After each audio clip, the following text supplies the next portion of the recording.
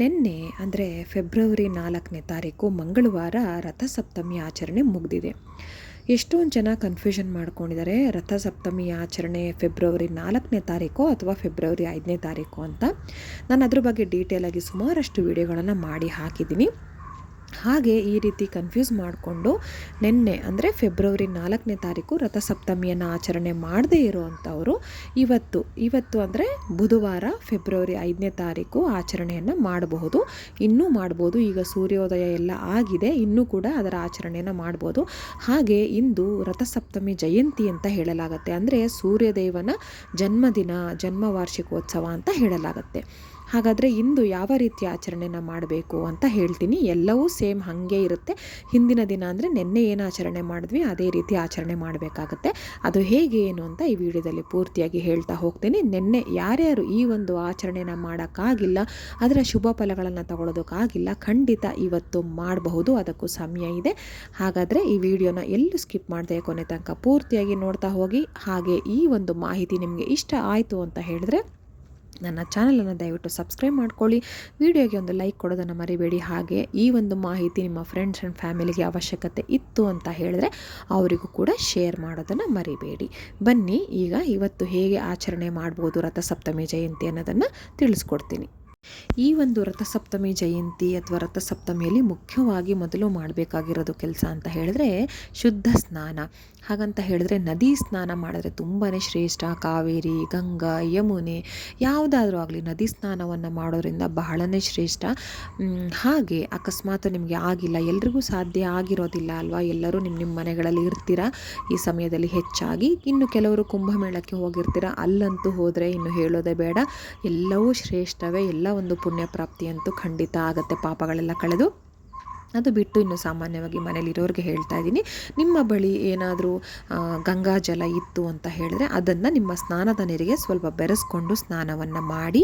ಅಕಸ್ಮಾತ್ ನಿಮ್ಮ ಬಳಿ ಅದೂ ಇಲ್ಲ ಅಂತ ಹೇಳಿದ್ರೆ ನೀರಿಗೆ ಸ್ವಲ್ಪ ಅರಿಶಿನ ಹಾಗೆ ಹಸಿ ಹಾಲನ್ನು ಒಂದು ಸ್ವಲ್ಪ ಹಾಕಿ ಮಿಕ್ಸ್ ಮಾಡಿ ಆ ನೀರಿಂದ ಸ್ನಾನ ಮಾಡ್ಕೋಬೇಕು. ಈಗ ಎಕ್ಕದ ಎಲೆ ಸ್ನಾನ ಹೇಗೆ ಮಾಡೋದಂತ ಹೇಳ್ಕೊಡ್ತೀನಿ. ಈ ಒಂದು ರಥಸಪ್ತಮಿಯಲ್ಲಿ ಎಕ್ಕದ ಎಲೆ ಸ್ನಾನಕ್ಕೂ ಬಹಳನೇ ಪ್ರಾಮುಖ್ಯತೆ ಇದೆ. ಅದು ಹೇಗೆ, ಏನು, ಯಾಕೆ ಅಂತ ನಾನು ಆಲ್ರೆಡಿ ವಿಡಿಯೋಗಳಲ್ಲಿ ಹಾಕಿದ್ದೀನಿ, ಆದರೂ ಇಲ್ಲಿ ಹೇಳ್ತೀನಿ. ನಮ್ಮ ಹೃದಯ ಸಮಸ್ಯೆಗೆ ತುಂಬಾ ಒಂದು ಮುಖ್ಯವಾದ ಶಕ್ತಿ ನೀಡುವಂಥದ್ದು ಸೂರ್ಯದೇವ. ಹೃದಯ ಸಂಬಂಧಿತ ಏನೇ ಕಾಯಿಲೆ ಇದ್ದರೂ ಕೂಡ ಅದು ಸೂರ್ಯದೇವನಿಗೆ ಬೇಡ್ಕೋಬೇಕು, ಆತನನ್ನು ಸ್ಮರಣೆ ಮಾಡಬೇಕು, ಆತನ ಮಂತ್ರಗಳನ್ನು ಪಠನೆ ಮಾಡಬೇಕು. ಆಗ ನಮ್ಮ ಹೃದಯ ಸಂಬಂಧಿ ಕಾಯಿಲೆಗಳು ಬೇಗ ಹುಷಾರಾಗುತ್ತೆ ಅಂತ ಪ್ರತೀತಿ ಇದೆ.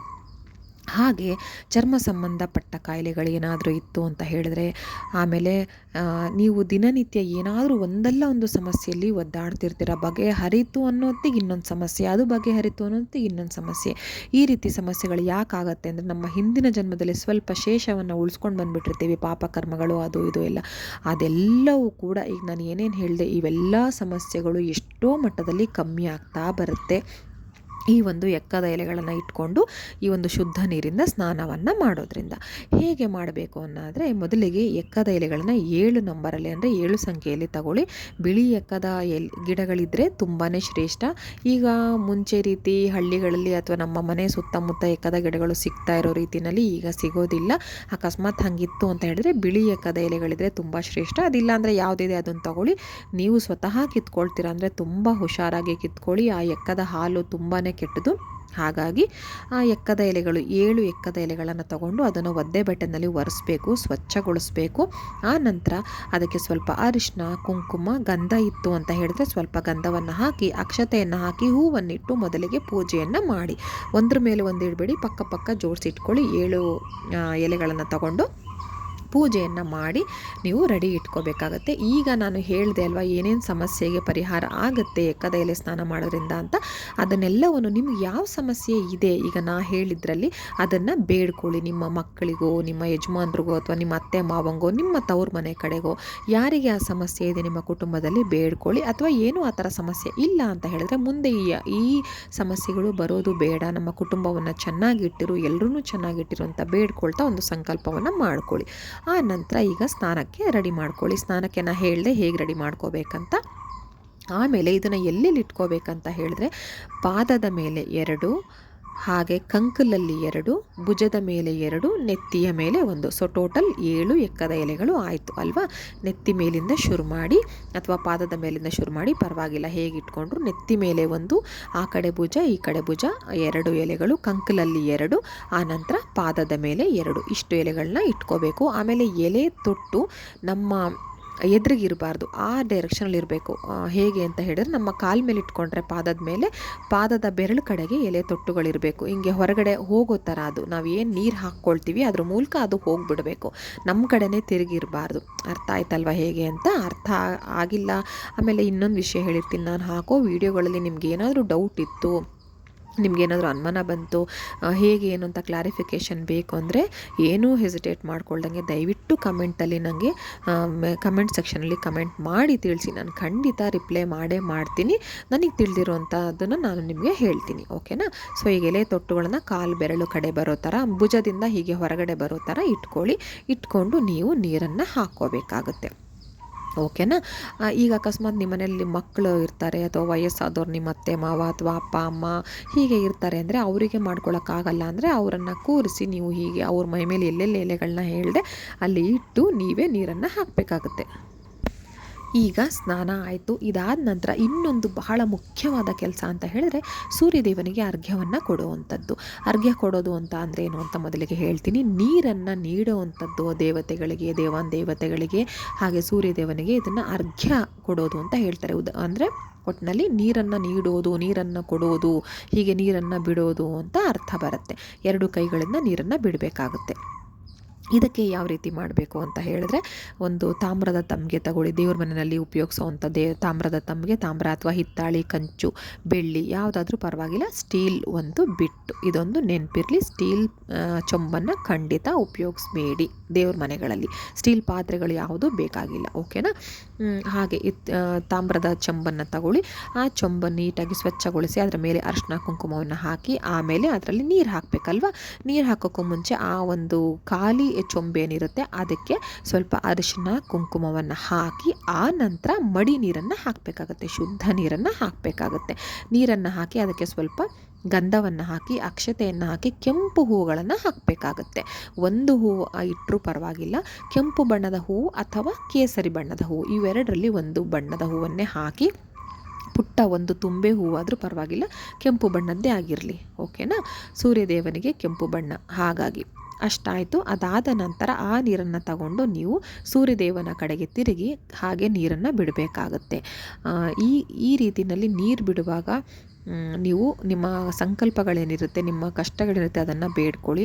ಹಾಗೆ ಕೆಲವೊಂದಿಷ್ಟು ಮಂತ್ರಗಳಿದೆ, ನೀವು ಎಕ್ಕದ ಎಲೆ ಸ್ನಾನ ಮಾಡುವಾಗ ಹೇಳುವ ಮಂತ್ರಗಳು, ಹಾಗೆ ಸೂರ್ಯದೇವನಿಗೆ ಅರ್ಘ್ಯವನ್ನು ನೀಡುವಾಗ, ಹಾಗೆ ಇನ್ನು ಮುಂದೆ ಏನೇನು ಹೇಳ್ತಾ ಹೋಗ್ತೀನಿ ಅದೆಲ್ಲದಕ್ಕೂ ಮಂತ್ರಗಳಿದೆ. ಅದೆಲ್ಲವನ್ನು ನಾನು ಡಿಸ್ಕ್ರಿಪ್ಷನ್ ಬಾಕ್ಸಲ್ಲಿ ಹಾಕಿರ್ತೀನಿ. ಹಾಗೂ ಗೊತ್ತಾಗಲಿಲ್ಲ ಅಂತ ಹೇಳಿದ್ರೆ ಕಮೆಂಟಲ್ಲಿ ನನಗೆ ತಿಳಿಸಿ, ನಾನು ಖಂಡಿತ ಉತ್ತರವನ್ನು ನೀಡ್ತೇನೆ, ಓಕೆನಾ. ಅರ್ಘ್ಯವನ್ನು ಕೊಡಬೇಕಾಗುತ್ತೆ. ಕೊಡುವಾಗ ಮಂತ್ರ ನಾನು ಕೊಡ್ತೀನಿ, ಅದನ್ನು ಹೇಳ್ಕೊಳ್ಳಿ. ಸೂರ್ಯನ 12 ನಾಮಗಳನ್ನು ನೀವು ಹೇಳ್ತಾ ಹೋಗಬೇಕಾಗುತ್ತೆ. ಹಾಗೆ ನೀವು ಅರ್ಘ್ಯವನ್ನು ಕೊಡಿ. ಆ ನೀರು ನಿಮ್ಮ ಕಾಲ ಮೇಲೆ ಬೀಳದೇ ಇರೋ ಥರ ಸ್ವಲ್ಪ ನೋಡ್ಕೊಳ್ಳಿ. ಸ್ವಲ್ಪ ಬೀಳುತ್ತೆ, ಆದಷ್ಟು ಅವಾಯ್ಡ್ ಮಾಡಿ. ನಿಮಗೆ ಮಹಡಿ ಮನೆ ಇದೆ ಅಂತ ಹೇಳಿದರೆ ಆದಷ್ಟು ಎಷ್ಟು ಎತ್ತರಕ್ಕೆ ಹೋಗೋಕ್ಕಾಗತ್ತೆ ನಿಮಗೆ ಅಲ್ಲಿ ಹೋಗಿ ಅರ್ಘ್ಯವನ್ನು ನೀಡಿ, ತುಂಬಾ ಶ್ರೇಷ್ಠ. ಹಾಗೆ ಸೂರ್ಯದೇವನನ್ನು ಸಹ ನೋಡಿ, ಕಣ್ಣಿನ ಆರೋಗ್ಯಕ್ಕೆ, ನಮ್ಮ ಚರ್ಮದ ಆರೋಗ್ಯಕ್ಕೆ, ಹೃದಯದ ಆರೋಗ್ಯಕ್ಕೆ ಬಹಳ ಒಳ್ಳೆಯದು. ಹಾಗೆ ಇನ್ನೊಂದು ಮುಖ್ಯವಾದ ವಿಷಯ ಅಂತ ಹೇಳಿದ್ರೆ, ಯಾವುದೇ ವ್ರತ ಕಥೆ, ಪೂಜೆ, ಹಬ್ಬ ಹರಿದಿನ ನೀವು ದೇವರನ್ನು ಪೂಜಿಸೋದ್ರಿಂದ ನಮ್ಮ ಪಾಪ ಕರ್ಮಗಳು ಕಳೆಯುತ್ತೆ ಅಂತ ಹೇಳ್ತಾರೆ. ಆದರೆ ಈ ಒಂದು ಸೂರ್ಯದೇವನಿಗೆ ಅರ್ಘ್ಯವನ್ನು ಕೊಡೋದ್ರಿಂದ, ಸೂರ್ಯದೇವನನ್ನು ನಾವು ಪೂಜಿಸೋದ್ರಿಂದ ಈ ಒಂದು ಜನ್ಮದಲ್ಲಿ ಏನು ಸ್ವಲ್ಪ ಪುಣ್ಯ ಫಲಗಳಿರುತ್ತೆ ಅದು ಮುಂದಿನ ಜನ್ಮಕ್ಕೂ ಕೂಡ ಸ್ವಲ್ಪ ಸೇರ್ಕೊಳ್ಳುತ್ತೆ ಅಂತ ಹೇಳಲಾಗುತ್ತೆ. ಎಷ್ಟು ಸೂರ್ಯದೇವನಿಗೆ ಎಷ್ಟು ಶಕ್ತಿ ಇರಬೇಕು ಅಲ್ವಾ. ಹಾಗಾಗಿ ಇಷ್ಟಾದ ನಂತರ ಅರ್ಘ್ಯವನ್ನು ನೀಡಿದ ನಂತರ ನೀವು ಇನ್ನು ದೇವ್ರ ಮನೆ ಕೆಲಸ ಅಂತ ಹೇಳಿದ್ರೆ ಮುಖ್ಯವಾಗಿ ಸೂರ್ಯದೇವನ ರಂಗೋಲಿಯನ್ನು ಬರಿಬೇಕಾಗುತ್ತೆ. ನೀಟಾಗೆ ಬರಿಬೇಕಂತೇನಿಲ್ಲ, ನಿಮ್ಗೆ ಹೇಗೆ ಬರುತ್ತೋ ಹಾಗೆ ಬರೀರಿ. ಒಂದು ವೃತ್ತಾಕಾರ ಹಾಕಿ ಸುತ್ತಲೂ 12 ಗೆರೆಯನ್ನು ಬರೀರಿ. ಅದಾದ ನಂತರ ಅದಕ್ಕೆ ಅರಿಶಿನ, ಕುಂಕುಮ, ಗಂಧ, ಅಕ್ಷತೆ, ಹೂವು ಇಷ್ಟನ್ನೆಲ್ಲ ಹಾಕಿ ಪೂಜೆಯನ್ನು ಮಾಡಿ, ನೈವೇದ್ಯಕ್ಕೆ ಗೋಧಿಯಿಂದ ಮಾಡಿರುವಂತಹ ಪದಾರ್ಥಗಳನ್ನು ನೈವೇದ್ಯ ಮಾಡಿ. ಸಿಹಿ ಪದಾರ್ಥಗಳು ಗೋಧಿ ಹಾಲು ಬಾಯಿ ಆಗಿರ್ಬೋದು, ಗೋಧಿ ಉಂಡೆ ಆಗಿರ್ಬೋದು, ಅಥವಾ ಗೋಧಿ ಕಡಿ ಪಾಯಸ ಆಗಿರ್ಬೋದು. ಇನ್ನೇನು ನಿಮಗೆ ಮಾಡೋಕ್ಕಾಗಿಲ್ಲ ಅಂತ ಇಟ್ಕೊಳ್ಳಿ, ಗೋಧಿ ಇಡೀ ಗೋಧಿ ಕಾಳುಗಳು ಹಾಗೆ ಬೆಲ್ಲವನ್ನು ನೈವೇದ್ಯ ಮಾಡಿ. ಖಂಡಿತ ಏನೂ ತೊಂದರೆ ಇಲ್ಲ. ಆ ಸೂರ್ಯ ಪರಮಾತ್ಮ ನಿಜವಾಗ್ಲೂ ಸ್ವೀಕರಿಸ್ತಾನೆ. ಭಕ್ತಿ ಮುಖ್ಯ, ಭಕ್ತಿಯಿಂದ ಬೇಡ್ಕೊಳ್ಳಿ, ಮನಸಾರೆ ಬೇಡ್ಕೊಳ್ಳಿ, ಓಕೆನಾ. ಇಷ್ಟೆಲ್ಲ ಮಾಡಿ ಆ ನಂತರ ತುಪ್ಪದ ದೀಪವನ್ನು ಹಚ್ಚಬೇಕಾಗತ್ತೆ, ಮರಿಬೇಡಿ. ಜೋಡಿ ತುಪ್ಪದ ದೀಪವನ್ನು ಹಚ್ಚಿ ನಿಮ್ಮ ಕಷ್ಟಗಳೇನಿರುತ್ತೆ ಅದನ್ನೆಲ್ಲವನ್ನು ಬೇಡ್ಕೊಳ್ಳಿ. ಆಗ ಕೂಡ ಒಂದು ಮಂತ್ರ ಇದೆ, ಅದನ್ನು ಕೂಡ ನಾನು ತಿಳಿಸ್ತೀನಿ. ಇನ್ನು ಸಂಜೆಯ ವಿಚಾರ ಅಂತ ಬಂದರೆ ಹೊಸಲಿಗೆ ದೀಪವನ್ನು ಹಚ್ಚೋದು ಬಹಳ ಮುಖ್ಯವಾಗುತ್ತೆ.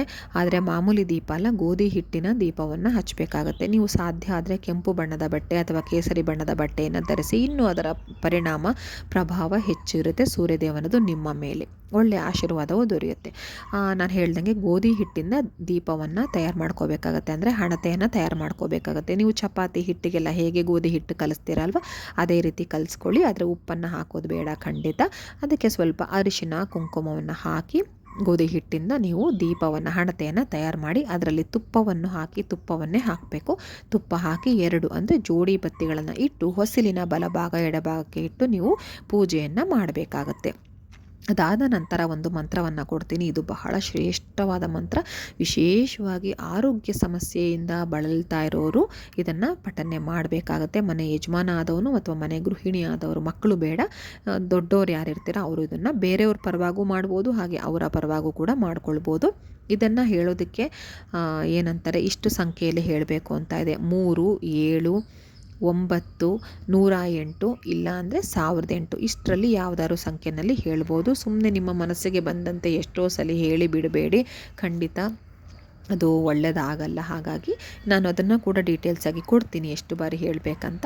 ಸೊ ಹೀಗೆಲ್ಲ ಆಚರಣೆಯನ್ನು ಮಾಡಿ ಇವತ್ತು ಕೂಡ ನೀವು ಸೂರ್ಯದೇವನಿಗೆ ಪೂಜೆಯನ್ನು ಮಾಡಿ ಸೂರ್ಯದೇವನ ಆಶೀರ್ವಾದವನ್ನು ಖಂಡಿತ ಪಡ್ಕೊಳ್ಬೋದು. ನಿನ್ನೆ ಯಾರ್ಯಾರು ಮಾಡೋಕ್ಕಾಗಿಲ್ಲ ಖಂಡಿತ ಬೇಸರ ಮಾಡ್ಕೊಳ್ದೆ ಇಂದಿನ ದಿನ ಈ ಒಂದು ಆಚರಣೆಯನ್ನು ಮಾಡಿ. ಎಲ್ರಿಗೂ ಒಳ್ಳೆಯದಾಗಲಿ, ಎಲ್ಲರ ಕುಟುಂಬವು ಚೆನ್ನಾಗಿರಲಿ. ಆ ಸೂರ್ಯದೇವನ ಆಶೀರ್ವಾದ ಎಲ್ಲ ಮಕ್ಕಳ ಮೇಲೆ, ಎಲ್ಲ ಕುಟುಂಬದ ಮೇಲಿರಲಿ. ಮತ್ತೊಂದು ವಿಡಿಯೋದೊಂದಿಗೆ ಸಿಗ್ತೀನಿ. ಧನ್ಯವಾದಗಳು.